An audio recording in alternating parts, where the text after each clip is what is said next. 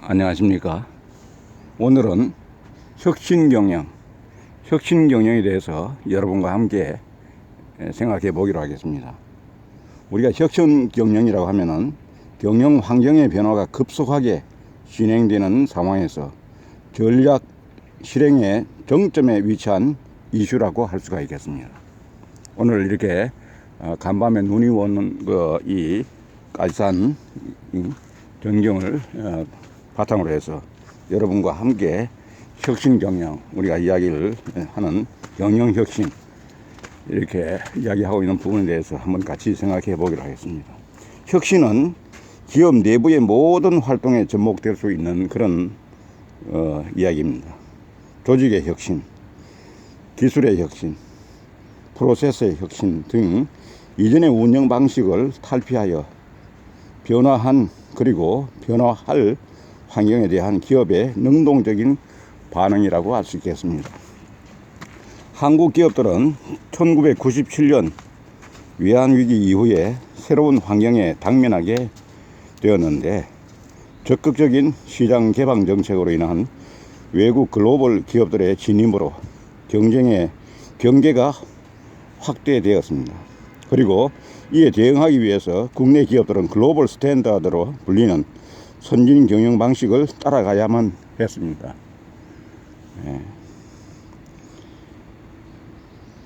이는 혁신 경영의 필요성을 한층 증대시켰는데, 경영 혁신은 조직의 목적을 달성하기 위해 새로운 생각이나 방법으로 기존 업무를 다시 계획하고 실행하고 평가하는 것입니다. 다시 말하면 플랜 투 C를 얘기하는 것입니다. 이걸 새로운 방법으로, 다른 방법으로 이렇게 생각하고 또 이 어떤 기존 틀을 깨는 어떤 그런 방법으로 플랜 투 C를 하게 되는 것입니다. 이는 새로운 제품이나 서비스, 새로운 생산 공정 기술, 새로운 구조나 관리 시스템, 조직 구성원을 변화시키는 새로운 계획이나 프로그램을 의도적으로 실행함으로써 기업의 중요한 부분을 본질적으로 변화시키는 것을 의미합니다. 그러면은 경영혁신은 기업에 미치는 영향에 대해서 크게 두 가지로 나누어서 생각해 볼 수 있겠습니다. 첫째는 경영의 장을 변화시키는 혁신 문화를 만들어내는 것입니다. 비전 만들기, 학습 조직, 기업 아이덴티티, 리스트럭처링은 기업 내부 스스로가 내부적으로 혁신의 필요성에 대해 공감대를 형성하고 이를 지속적으로 추진할 수 있는 정신적, 구조적 수용 능력을 확보하는 것에 주안점을 두고 있습니다. 두 번째로 생각하는 것은 경영의 프로세스를 변화시키는 것입니다.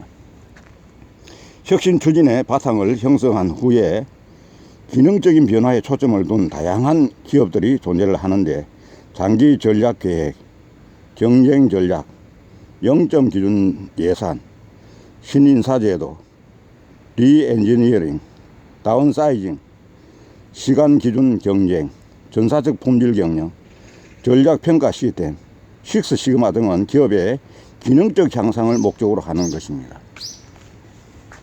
기업은 혁신 경영을 통해 진정한 향상을 달성하기 위해 경영의 장과 경영의 프로세스라는 두 분야에서 동시에 혁신을 추진해야 그 효과가 크게 되겠습니다. 이 내용은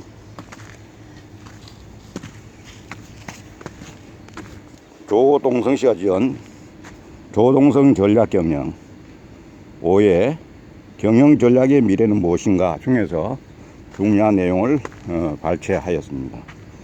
여기서 경영혁신이란 조직 또는 기업의 목표를 달성하기 위해 새로운 생각이나 방법으로 기존 업무를 다시 계획하고 조직화하여 지휘하고 통제하는 것으로 제품이나 서비스, 생산 공정기술, 구조나 관리 시스템, 구성원을 변화시키는 새로운 계획이나 프로그램을 의도적으로 실행함으로써 기업의 중요한 부분을 본질적으로 변화시키는 것을 말합니다. 여기서 기술혁신은 자본과 노동, 유통, 생산, 관리 방법 등 모든 경영 활동에 큰 영향을 끼쳤고, 기업 위험과 무한 경쟁은 기술 혁신의 속도를 더욱 가속화시키므로 이에 대처하기 위해서는 종래 경영 방법으로는 불충분하기 때문에 혁신적인 변화가 요구된다, 이렇게 생각할 수 있겠습니다. 특히 기업의 경영 혁신은 기업이 원하는 목표를 달성하지 못하고 있는 경우, 기업이 새로운 목적을 추구하는 경우, 그리고 기업 환경이 급변하는 경우에는 반드시 필요하게 됩니다. 다양한 목적을 가진 경영 혁신 기법은 경영 활동이 일어나는 장을 변화시키는 리스트럭처링, 학습 조직, 벤치마킹 등의 기업 기법과 실제 경영 활동 프로세스를 변화시키는 제로 베이스 조직 혁신, 리엔지니어링, 다운사이징, 전사적 품질 경영 등의 기법으로 나눌 수가 있습니다.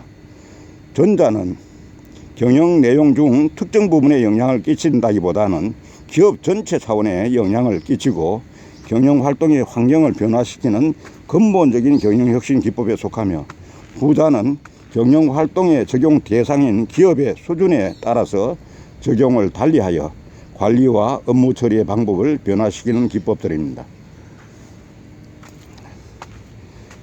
리스트럭처링이란 한 기업이 여러 사업 부문 또는 기업을 보유하고 있을 때의 미래 변화를 예측하여 주력 사업 또는 사업부의 축소, 철수 및 신규 사업의 진입 및 중복 사업의 통합을 통해 기업 구조를 개혁하는 것입니다. 벤치마킹은 최고 수준에 있는 다른 조직의 제품, 서비스, 업무 방식 등을 서로 비교하여 새로운 아이디어를 얻고 경쟁력을 확보해 나가는 체계적이고 지속적인 개선 활동 과정으로 상대의 강점을 파악하고 최고와 비교함으로써 동등 이상이 되기 위한 경영 혁신 기법입니다. 그리고 제로베이스 조직 혁신은 기존 조직의 틀을 인정하고 부분적이거나 지역적인 기법에 의거하여 조직을 혁신하는 것이 아니라, 혁신의 출발점이 제로베이스이므로 전체적인 시각에서 조직 혁신을 기해하기 때문에 이는 최고 경영자의 결단이 매우 중요합니다. 또 리엔지니어링은 비용, 품질, 서비스, 속도와 같은 기업 활동의 핵심적 부분에서 적극적인 성과 향상을 말하는 극적인 성과 향상을 위해 기업의 업무 프로세스를 근본적으로 다시 생각하고 재설계하는 것을 말하며, 일부 기능 개선이 아니라 처음부터 다시 시작한다는 급진적 사고방식에서 출발해야 합니다.